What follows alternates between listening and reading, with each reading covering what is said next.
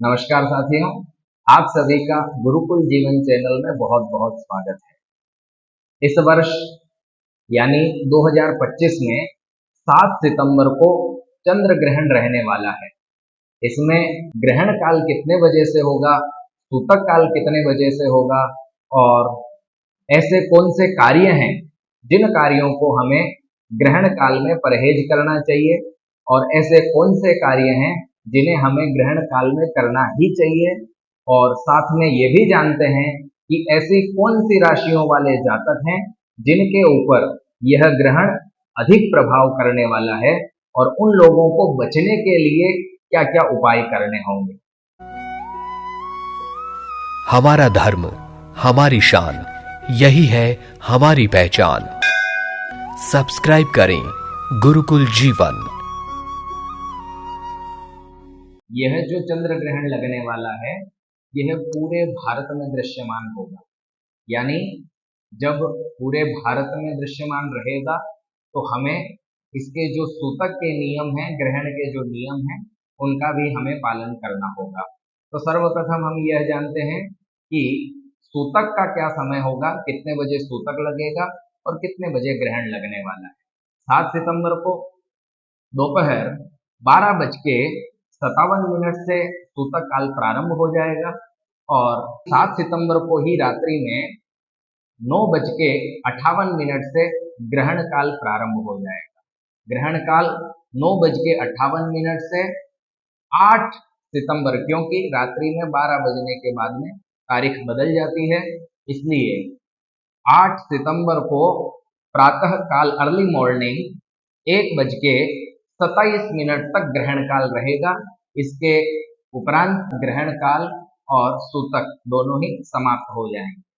अब हम जानते हैं कि ग्रहण काल में हम लोगों को ऐसे कौन से कार्य होंगे जिससे हमें परहेज करना चाहिए।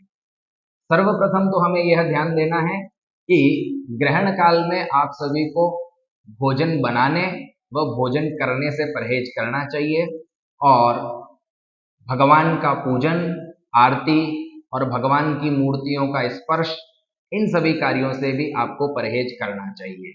और साथ ही जो धारदार वस्तुएं हैं जैसे कैंची, चाकू या सुई, इन सब चीजों का उपयोग करने से, इनका प्रयोग करने से बचें।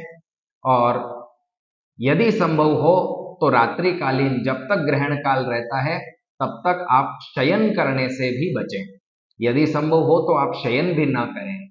विशेष ध्यान आपको यह रखना है कि यदि आप गर्भवती स्त्री हैं तो आपको बाहर जाने से बचना चाहिए। ग्रहण काल में आपको घर से बाहर नहीं निकलना चाहिए। और ये नियम उन लोगों के लिए हैं जो पूर्ण रूप से स्वस्थ हैं। यदि कोई बालक है या वृद्ध हैं तो उन लोगों के लिए यह नियम लागू नहीं होते हैं। वह दवाई, खाना इत्यादि ग्रहण करना चाहें तो वह ग्रहण कर सकते हैं।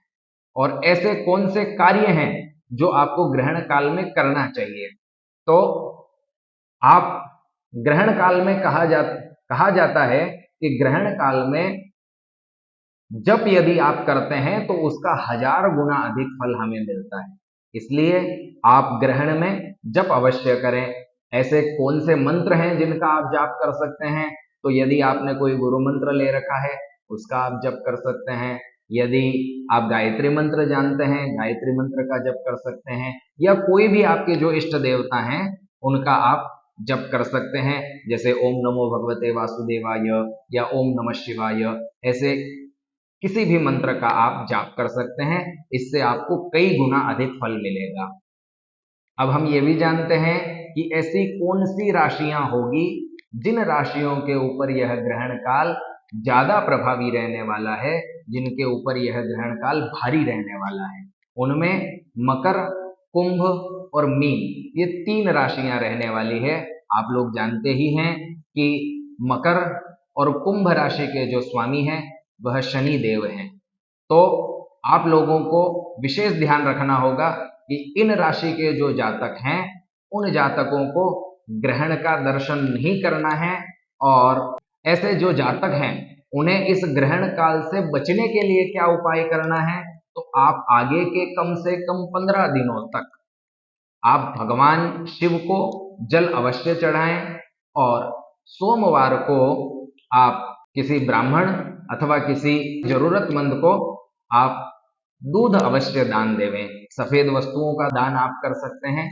इस प्रकार आप उपाय करेंगे तो निश्चित ही आप ग्रहण का जो प्रभाव है उससे आप बच पाएंगे।